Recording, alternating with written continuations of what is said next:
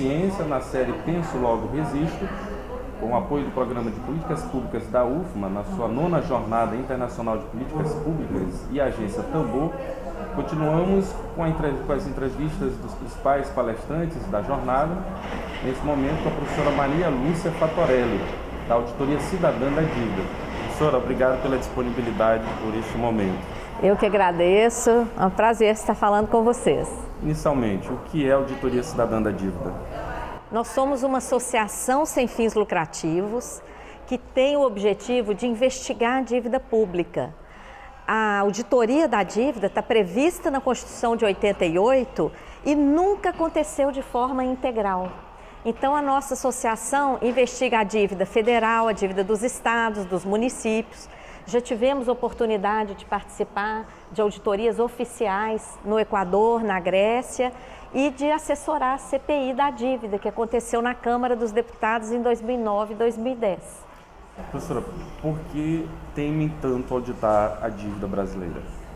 Porque a chamada dívida pública esconde um enorme leque de privilégios, de abusos, de ilegalidades, inconstitucionalidades que absorvem todo ano quase a metade do orçamento federal, afeta os orçamentos dos estados, dos municípios. A dívida tem sido a justificativa para as privatizações de patrimônio público, desde Collor, passando por Fernando Henrique, Lula, Dilma, Temer e agora Bolsonaro, porque todos privatizaram. A justificativa para as privatizações, entrega de patrimônio público, tem sido pagar a dívida. A dívida tem sido também a justificativa para as contrarreformas.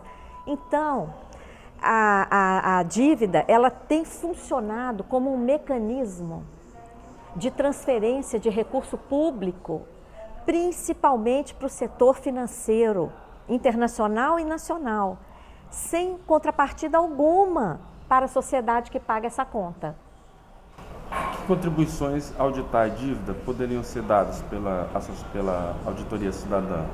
Olha, em primeiro lugar, rever esse modelo, porque o Brasil é um país riquíssimo, tem imensas potencialidades e tem visto o seu orçamento sangrar para pagar os maiores juros do mundo e sustentar esse modelo que a gente chama de sistema da dívida.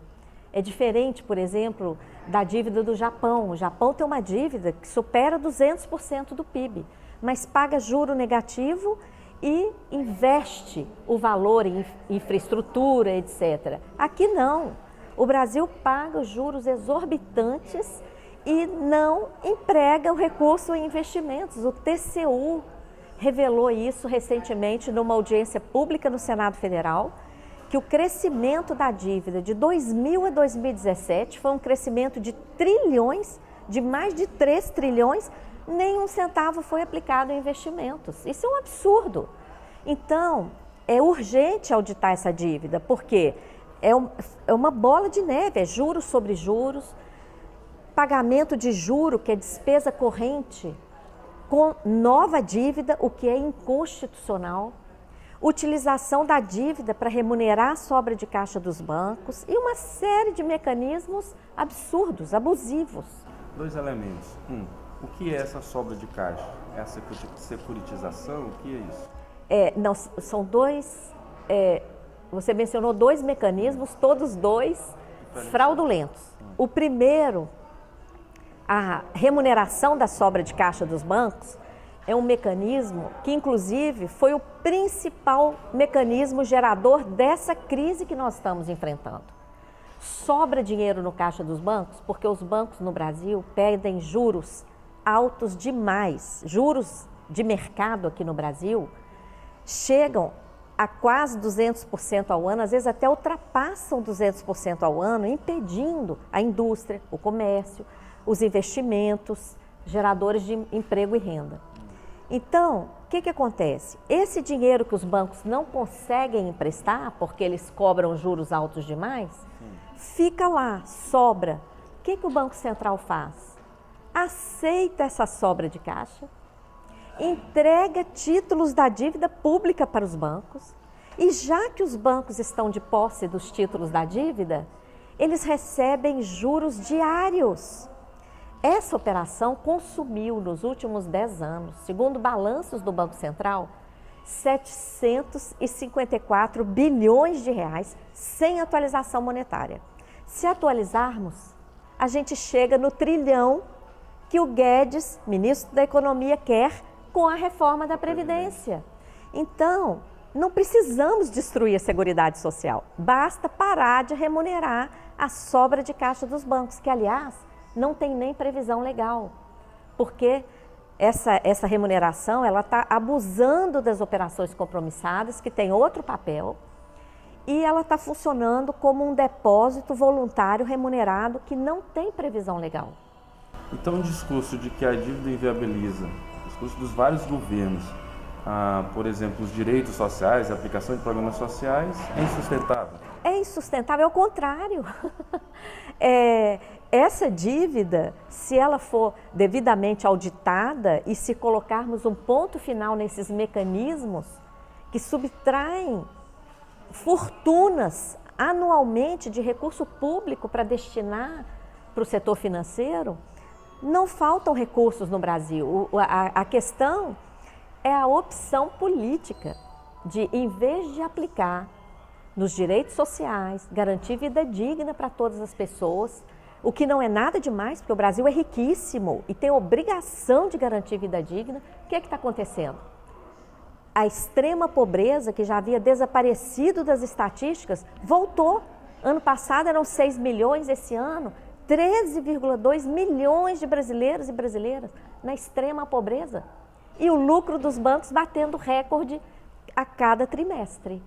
Não dá. Estamos conversando com Maria Lúcia Fatorelli, da Auditoria Cidadã da Dívida. Professora, quando nasceu essa dívida? Qual o ápice dela? Essa dívida vem desde a decretação da independência e, desde lá, já funcionava como sistema da dívida, sem contrapartida.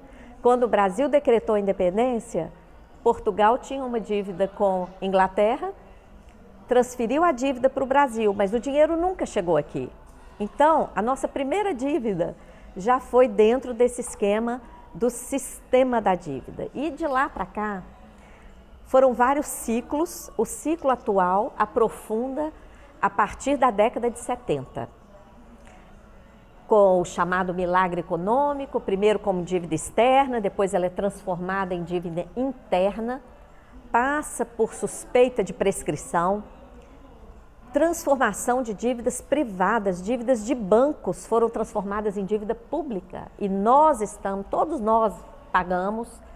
Então, a auditoria é fundamental. No dia que a gente conseguir fazer essa auditoria, nós vamos reescrever a história do Brasil.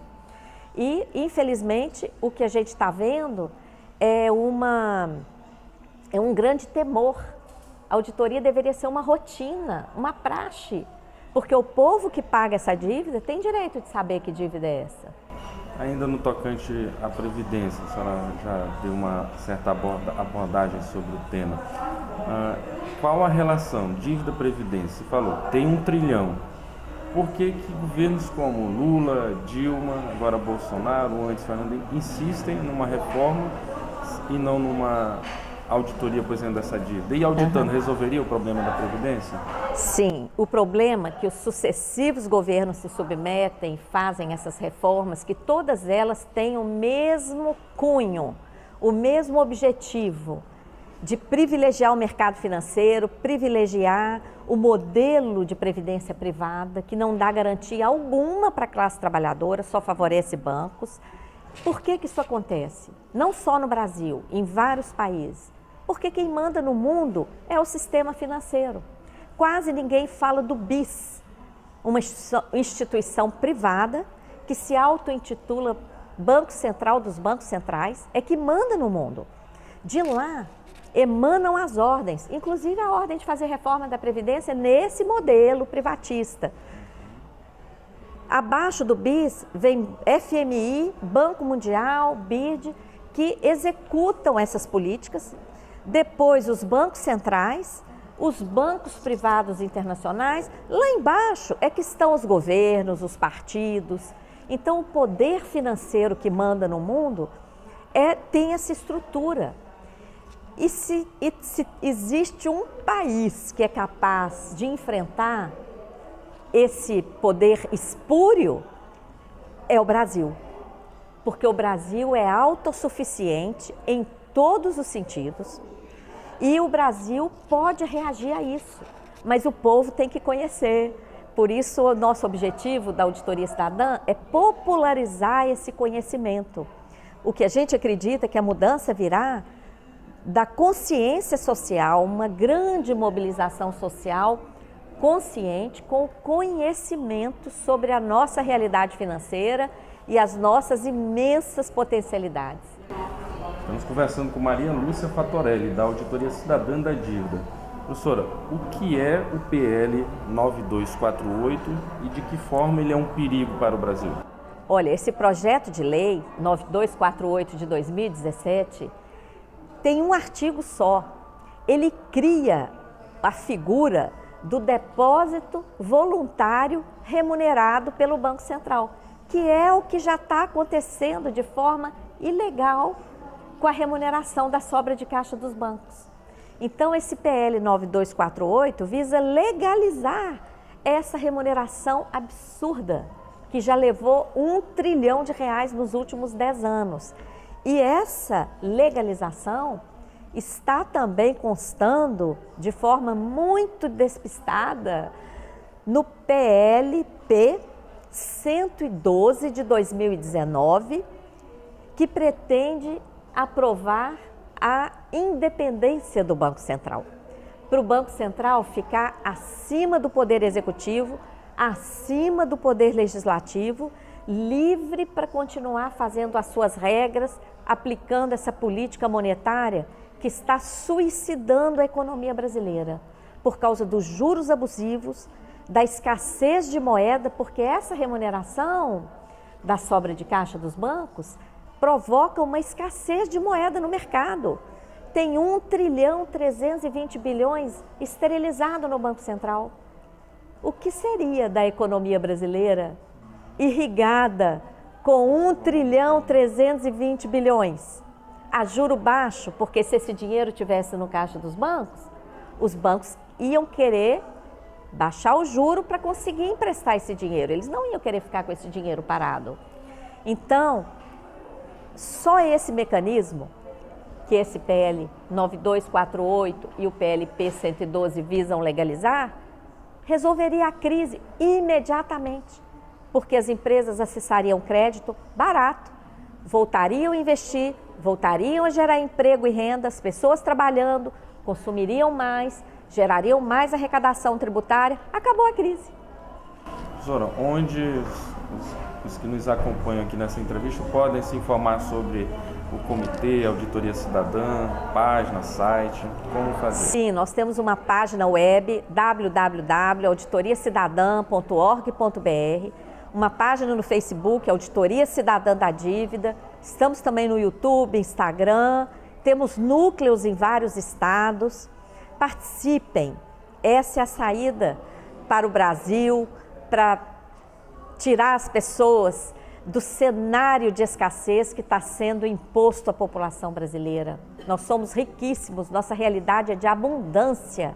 Esse cenário de escassez, de crise, de falacioso déficit, não tem nada a ver com o Brasil, temos que sair disso. Conversamos com Maria Lúcia Fatorelli, da Auditoria Cidadã da Dívida. Professora, obrigada por disponibilizar. Eu que agradeço. Essa entrevista. Obrigada.